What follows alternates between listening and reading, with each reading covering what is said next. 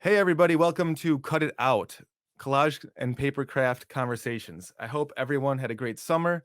This was the first summer in 3 years that I wasn't taking online classes or exams on top of working full time. I am now officially a New York State certified visual arts teacher.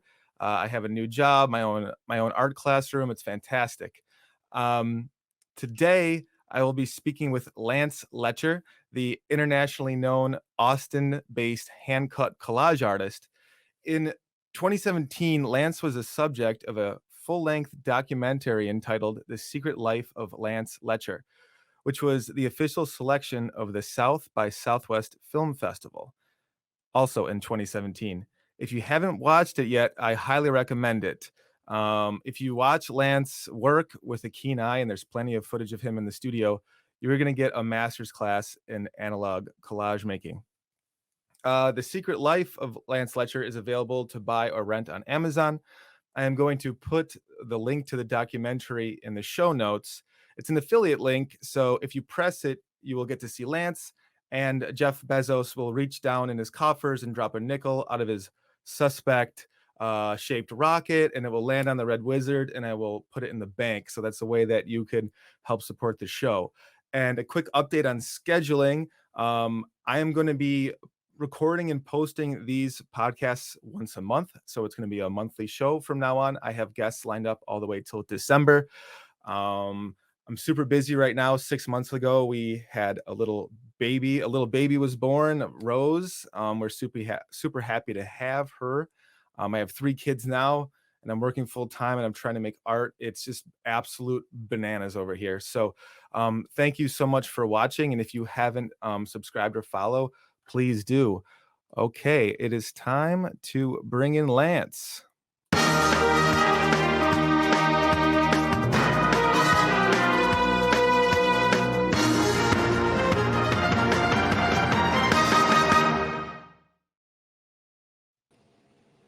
Hey, Lance, how you doing? Hey, I'm doing great. Thank you.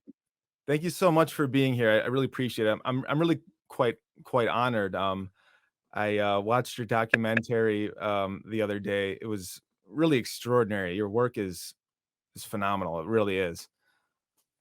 Thank you. Um, so one thing I wanted to ask you um, is, well, what are you working on now? Because you use so many different techniques and you use so many different materials I never would have thought of using in a collage. And I'm just wondering, what are you up to? Actually, I've been drawing a lot, and the reason for that is because I've been working with the press to produce some etchings. The etchings require the drawings to kind of inform them. Um, the collage has kind of adopted the drawing technique. Lately, I've been doing drawings with collage. So that's kind of the long answer to your short question. Well, it's funny. Sometimes when I started my own project, so my name's David Myers, but when I realized I needed to rein myself in and just focus on one medium, I created like Red Wizard Collage as a project. And it's only been about 3 years. And like sometimes I lament that decision because sometimes I feel confined by, the images and the source materials that I use. So was do you have a similar feeling sometimes, or did you want to get back into printmaking because you did that you do that a while back? Yeah, for like 11 years, I was a printmaker for another artist, Amato Pena, and so part of it is that. Part of it is having a toolbox that hasn't been opened in a long time. Uh, Tools that I haven't worked with in quite a number of years. It's been fun to explore that, but also I found that when I do my work, if I concentrate on more than one project at once, um, both aspects tend to benefit from that. So the printmaking is helping the collage, and working on collages in my meantime, in the meantime, has really helped the prints to move forward quickly. That's interesting. I'm surprised to hear you say that, only because in your documentary, one of the women in there, I believe, said, or maybe was it your wife? She said that sometimes you'll just cut for six weeks at a time before you make a piece. So Yeah, I thought you were going to say, if I do multiple things, my projects suffer. I never get anything done. Interesting. Yeah, So you're a fan of multitasking then? yeah, definitely. It really helps me a lot. And those long periods of cutting are usually interrupted by intense periods of other kinds of work. Um, that's really the only way I'm able to maintain that level of boredom. Really is to Mm. work on other things, have other things going. So would you say that does that relate to kind of an intensity level too? Like, are you able to maintain a like like a work intensity level if you let yourself kind of go to another project for a bit and then kind of Yeah, shift back to the other one? yeah. I think that's a really good point to make. That's really true. Cool. Yeah. And what about do you have any hobbies other than collage and art that you kind of deep dive into as well? We have a house that we built in 1941 that was built in 1941. We didn't build it. Seems like we built it. It was 900 square feet when we bought it, and it's 3,000 square feet now. Wow. Wow. So I've added on a wood shop and a storage um, unit, and built a studio. So yeah, I work on the house a lot. I do a lot of carpentry and electrical. Some plumbing. Some plumbing I farm out, but most of it Yeah. I do myself. That's Plumbing is a good bad. idea to do that. Yeah. Yeah. 5 trips to Home Depot every time you try to do a simple job in plumbing. So do you like to dabble in a bit of kind of architecture and interior design then when you do it? Or do you just kind of want to turn your brain off and be like, all right, I'm redoing the kitchen cabinets? Is it Oh, also artistic for you? my wife is a creative force, and so we work together on design, on the design, and the manual labor is what I kind of tend to focus on and excel at. Mhm. That's awesome. Yeah, I was wondering if you deep dive into any hobbies. I that's a trait of that I have, and I've learned that I have to stop, going all in on other projects so much other than the artwork. I think mostly because it's in the time of my life where I'm so pressed Yeah. with I have like 3 toddlers in the house and stuff. Yeah. You know, I uh I can't be fiddling with baseball cards and aquariums right now. But when I do, I go I go super deep. My cousin, who's like a brother to me, described my personality as space shuttle reentry. Uh-huh. When they're like going through the atmosphere and everybody's like, shaking and stuff like that. I go all in. um That's really funny. so one thing I've really been getting into and learning to enjoy more about the hobby and craft of paper collage is thrifting for materials. In the documentary, there's a few scenes where you have like antique dealers and people that have an eye out for you around Austin, right? That's Austin, Yeah, or yeah, Austin. okay. Um, you People just basically like drive up to you and you're like, "Hey, Lance, I have these like old children's books or stuff." That hap- And that really happens. People leave stuff at my doorstep and don't oh leave a man, note. Um, but also, I've got connections that I've made through the internet of some really cool dealers. There's this one guy in Czechoslovakia that I buy pull down wall charts from. He specializes in pull down wall charts. Okay. And these are educational wall charts from the maybe 1950s, 1960s, Yeah. old Eastern Bloc, um, kind of a patina of of use and age that's impossible to acquire in any other way, except for this really old paper. So I looked into some really good relationships like that. And when I was doing metal, I found a guy in India that supplied me with a lot of used signage. And I was lucky that way. The internet's like the best shopping medium, ever invented. So your collecting is global. It's not Oh just us. yeah, That's amazing. way yeah. The, I go to the we Sorry, get go ahead. we have a citywide garage sale and half price books, and I do that stuff, out of habit. But most of my really serious acquiring is very specific and targeted.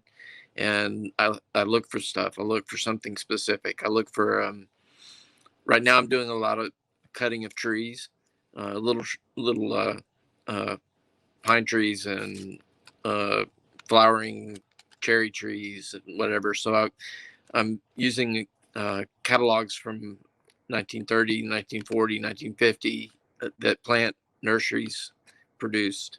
And they have these beautiful illustrations of trees. Uh, Hmm.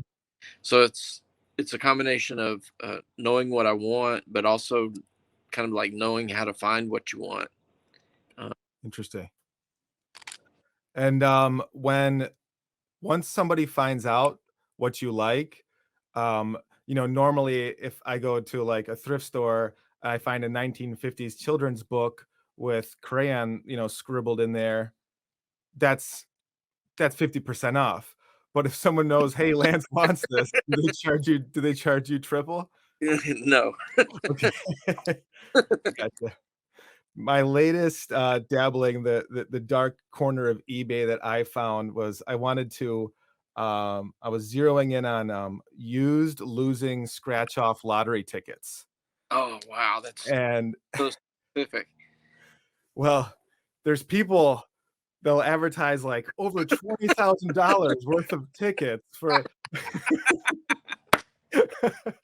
and they want like 200 bucks for it. They're trying to get back like, Do you buy it? uh, I'm not paying $200 for him. No, no. I'm shooting offers for like, I'm figuring like $5 on top of shipping. Yeah. I'm lowballing it, trying to get something. Wow. Yeah. So So, you're right there with me, man. That's the way to do art. Uh, figure out something. Figure out a niche market like that. you mean like zeroing in on items like that? Yeah. Yeah. Hmm. I think that's brilliant. Yeah. I mean, a lot of times my work is driven by the materials that I can find. So if I'm finding a lot of tropical fish, then there's going to be a lot of tropical fish in my collages. Hmm. And whether or not there's any conceptual underpinning that that kind of um, warrants that, you know, it usually boils down to what kind of materials I've been able to find recently. That's what goes into them. So knowing that you want lottery tickets, scratch off lottery tickets, used scratch off lottery tickets, you Hmm. know, that's like way ahead of the game. Cool, cool. You know, I what I'm finding is a lot of people. I'm 36, and people that are in their 20s and younger, they'll see pictures of collages and they really want to make them, but like these are kids that like never bought a magazine once in their life, Oh, I never thought of that. so they don't have. It's we're kind of in like a post paper world in a way. Like we're not totally there yet, but like we're Yeah, certainly not you know making the magazines they used to. And when you were mentioning the trees, um that's some of my favorite era of images, because it's like the color photography wasn't that good enough for like yeah, field guides and stuff yet, yeah, but whatever colors they were using to print those illustrations are so beautiful and vibrant and like and chromatic. Yeah. I love that stuff. Yeah. I cut out a whole bunch of birds that way, and I like made my own tree with this vinyl decal stickers in my house, and I'm obsessed with that kind of imagery. I And think one thing that's really interesting about it is the combination of hand illustration and photographic illustration in the same image. So they'll take a photograph of a rose, but then somebody will come in and retouch the rose mhm, to the point that it looks like it's an actual drawing of a rose, not a photograph. But it's still got the integrity of the photography and embedded in it, uh, the line quality and the light quality, the quality of light. mhm, So yeah, that's such a narrow window of time when that type of imagery was produced. mhm. Very, very nice. And I think like our eyes are keen enough to know something's not quite lining up there, Yeah. but like, our brain doesn't really know what it is, you know? It's what it gives it's kind of like a dreamlike quality. Yeah, I use a lit magnifying glass to cut with. You probably do too. I don't know, but You know, I haven't, and I was oh man, I had a whole bit here. Hold on one second.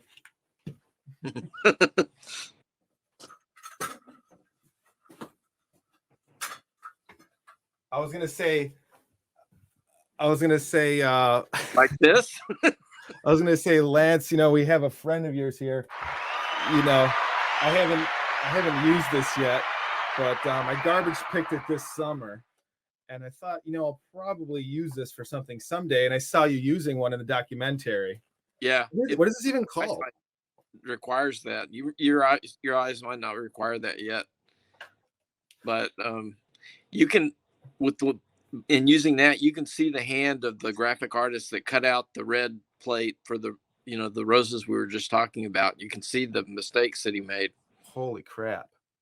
Uh, Well, I noticed that you probably don't have to lean in as much if you're cutting for hours. You're probably not like inches from the table, right?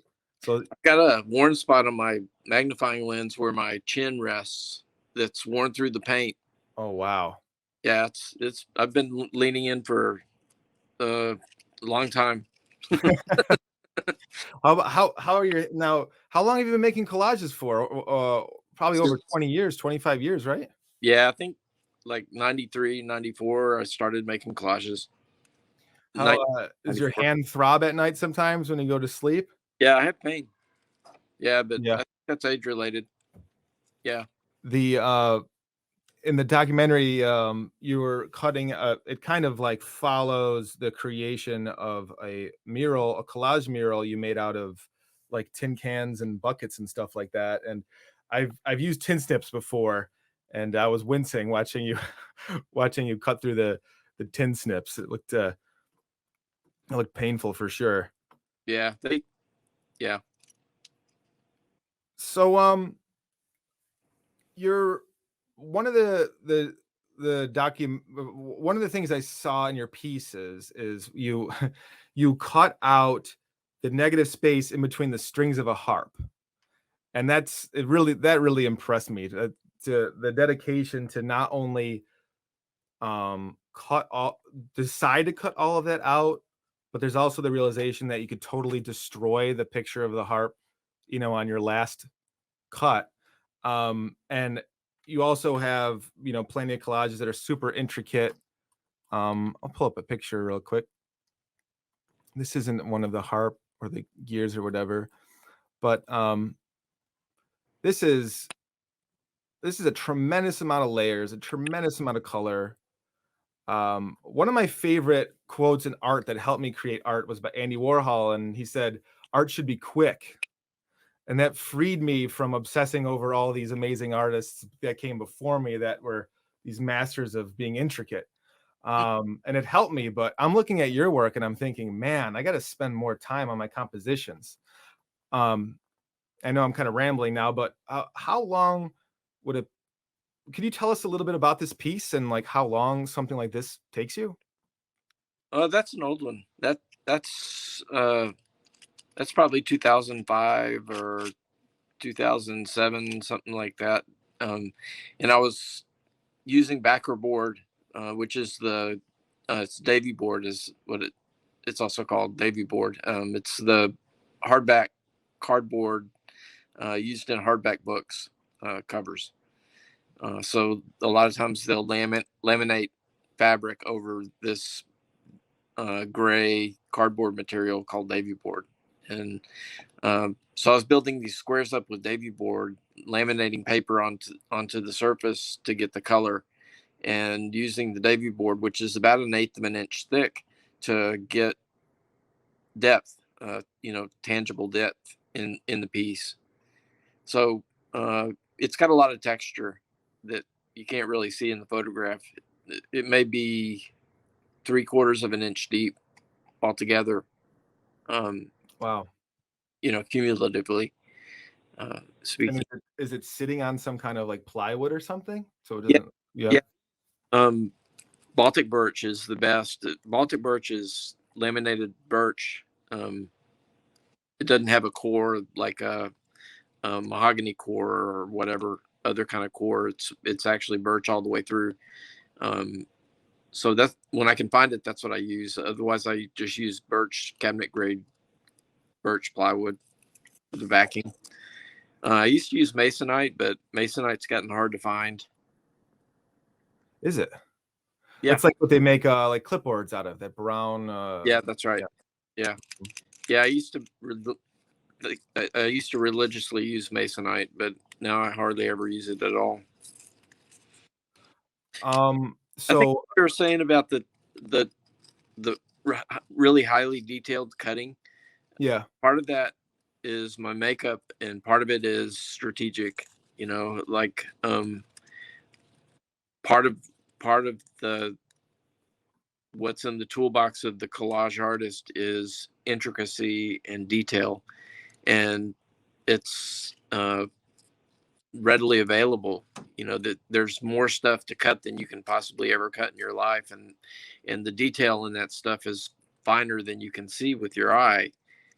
So you use a magnifying glass and cut as finely as you can, and thereby you kind of reduce the number of people that can copy you or follow in your footsteps.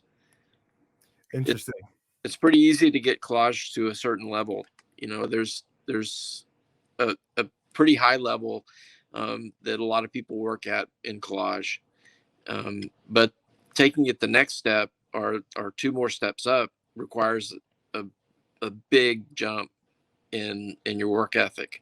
Most, you got to be able to do a lot of detail work, or build up textures, or cut really fine when other people aren't cutting that fine. That's the only way to compete, I guess, if you think of it as competition. Sure. Yeah, I think the competition, I hate to say it, that I've been in, I think a lot of artists are now, is the instant speed feed, Instagram, things like that. And what I started to notice when I wanted to dedicate, posting my artwork a lot, is you could make a compelling surreal collage with some of my best performing posts were literally 2 or 3 images cut together that looked funky, and people are like, glancing at it, when they're on the toilet, and they go, oh, they like that, and they click it, and voila. So I think a lot of people are kind of looking for, a lot of collage artists I know are kind of looking for quick, surreal, like juxtaposition stuff. And it almost translates better when you're just looking at this, a tiny little screen on your phone. Yeah. But Yeah.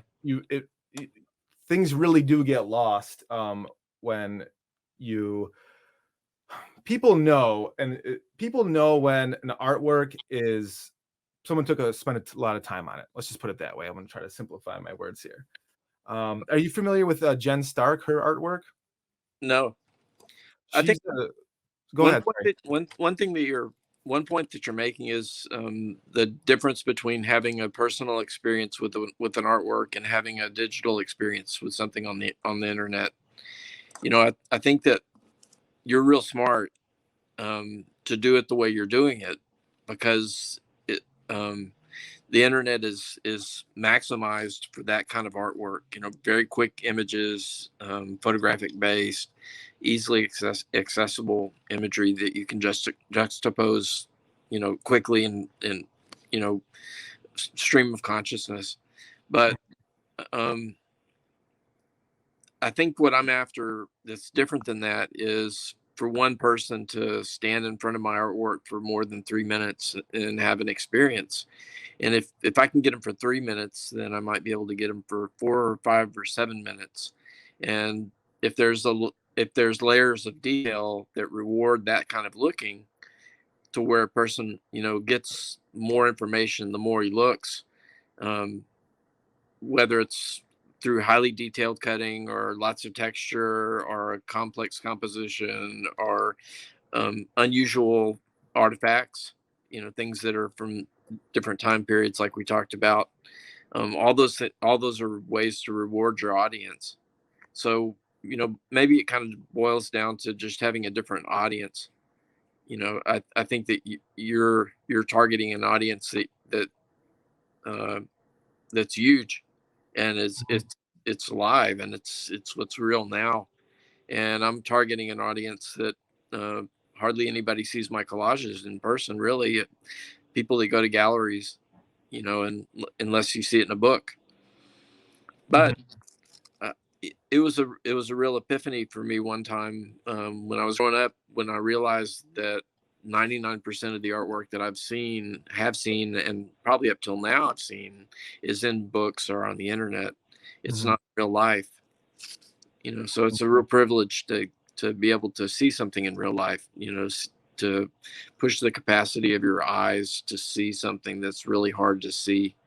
Mhm. Well, one thing it seems that you certainly do have are people interested in buying your work. What am I correct in saying that? I've sold a lot of work. It's a miracle. It's Mhm. it's you know it's really a strange phenomenon that I can't explain. But I've sold a lot of work. And original pieces, right? Yeah, Mhm. So yeah, because people want to have those 7-minute moments in their home, is that who's collecting it, or yeah. people that want it in I their think home? so. I think so. I think people look at them and see something that maybe they're going to have a long term relationship with that piece of artwork, and they want it. They want it for that. And, one thing I'm totally naive about personally is, like, um, I've never been to Austin, but I know that it's got a reputation for being funky and artsy. Has, like, your relationship with Austin, Texas, like, helped, not only your career, but your art sales as well? How does being kind of plugged into and supported and, like, celebrated by, like, a city art scene help an artist? How is that relevant It for helps. It's helped me a lot. I've been real lucky that I've had a couple of really good gallery experiences with two different galleries that I've shown with here.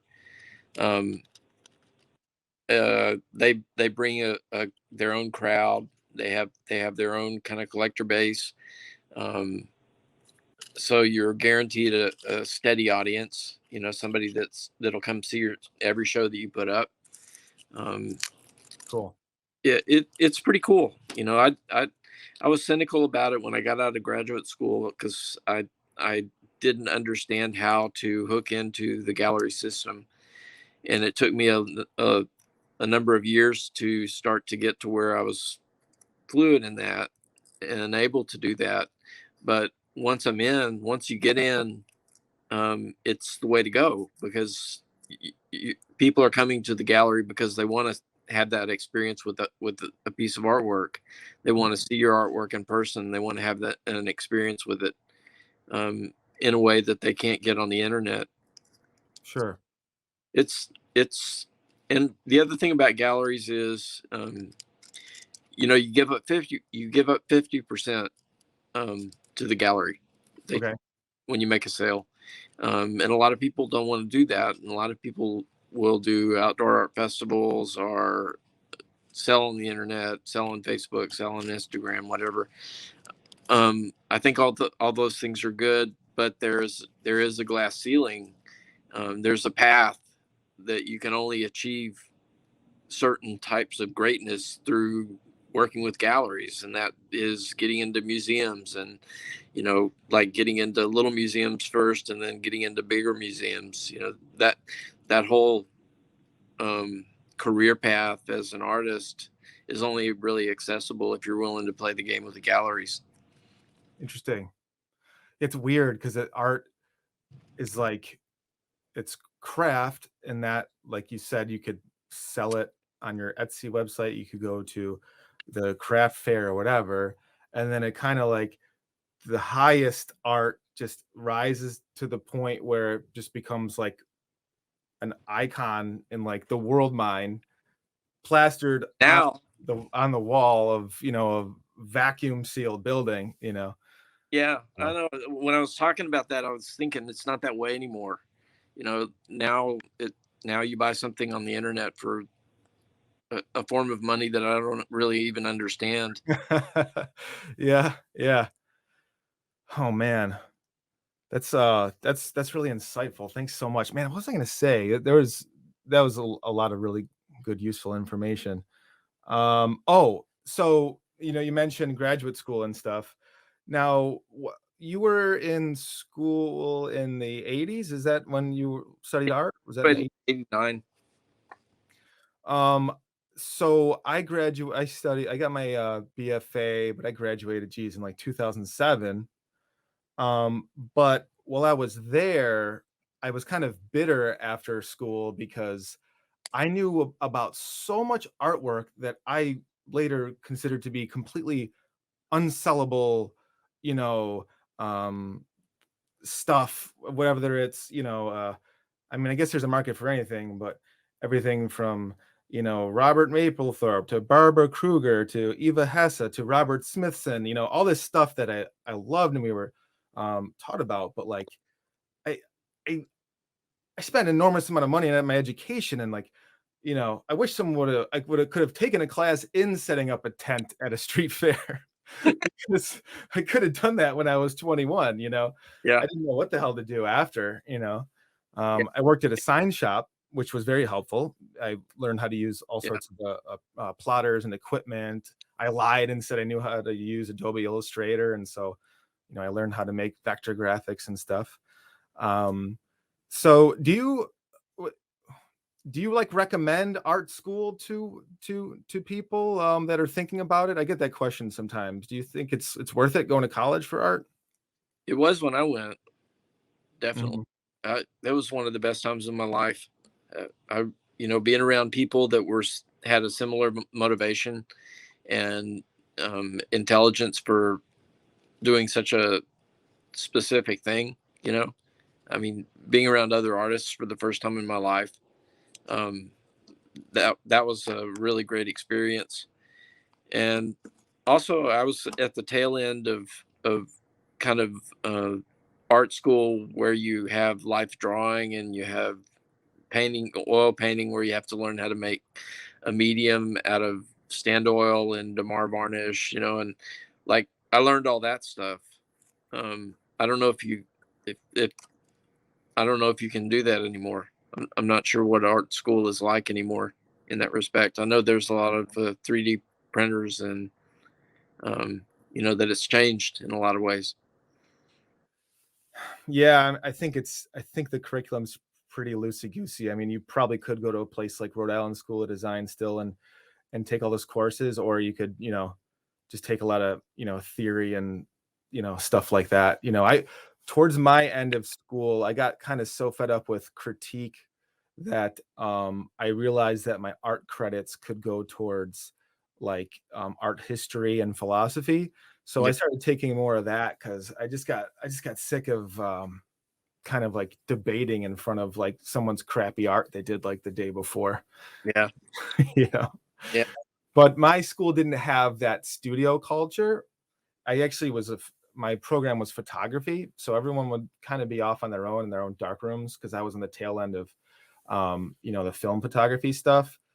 So I didn't really get the experience. It sounds like you had an experience of maybe like being in a room with friends and like all like drawing for hours and stuff like that? Or am Yes. yeah, that sounds like a lot of fun. Yeah. Yeah. I think it's gone though. I don't know. Maybe it's gone. I got my graduate degree in landscape architecture, and that was definitely a studio experience. That was like people all getting together to buy a crappy pizza at midnight and staying up all night to do their work, and that was a ton of fun. I learned a ton there, but it wasn't exactly art. It wasn't exactly illustration. Um, so one thing I wanted to ask you, a lot I wanted to ask you, but so you've already talked to us about um, collaging on different materials. One kind of hotly debated thing with my collage friends is what adhesives to use. I've spoken to people, a little bit older than me that have told me, "Hey, don't use rubber cement. It discolors everything." Yeah. I love glue stick. It hasn't my oldest collages are maybe only 10 years old. It hasn't failed me yet. But in the documentary that you're in, you have like a bowl of some kind of paste. Is that like what is that? What were you using? It's the best glue in the world, man. It's Roman 880. It's strippable wallpaper, commercial strippable wallpaper adhesive. Wow. Uh, the, br- So so the tell us brand is more about that. yeah, the brand is Roman, and the number is 880. And you can get a 5-gallon bucket of it, and it's pre-mixed. It'll stick to metal. It sticks to non-porous surfaces, um, and, Wow. and it's water soluble, so it's strippable. That's what that means, is that you can take it back apart. Wow. And I can you kind of like glaze over an object with it like you can Yeah, like Mod Podge and it won't really fog it up? right. Yeah, it's clear. It's crystal clear. Um, That's huge. so yeah, you can rub it with your finger. You can rub, you know, a a film that you can barely tell is there on a surface, and stick stuff down to it, and roll over it with a brayer and wax paper, and it's stuck. It'll be stuck. Um, I haven't had any problems with it at all. Do you need to when you're using that glue, is that something that you could just use on cardstock, or do you have to be on a thicker base like some of the boards you were talking about before? It'll work on cardstock. A lot of times I use various forms of restraint drying. So like, I don't know what that is. well, like a press is one form of restraint drying, uh, like a book press, Okay. because it holds everything together while the glue dries. But also I've made, um, and you probably see them in the film, lots of C clamps, big C clamps. I use Yeah. foam rubber and these heavy backer boards to C clamp the uh, the workpiece under a lot of pressure while the glue dries, and that's to take care of buckling and curling. Is that something that you learned in your printmaking days, or is that something you learned Yeah, out of necessity? Yeah. yeah, Okay. yeah. I think printmaking helped me a lot that way. Yeah, I've seen people use stacks of glass or stacks of books. Okay. There's there's lots of ways to achieve the same thing, but the basic idea is just putting a little pressure on it until the glue dries. So, so I don't want you to give away any secrets, but when you're decoupaging, I think that's how you say it, a motorcycle. Is that what do you use for that? Ace bandages. What kind of bandages? Ace bandages. Oh, that's how you pressed it on there. Wow. This is, I saw this picture of this motorcycle before, I found you on Facebook and found your website and stuff like that. This is so cool. Thanks.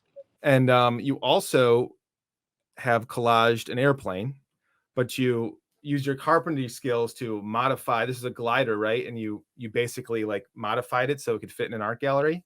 Yeah, yeah. It was when I bought it. It was 19 by 50 feet.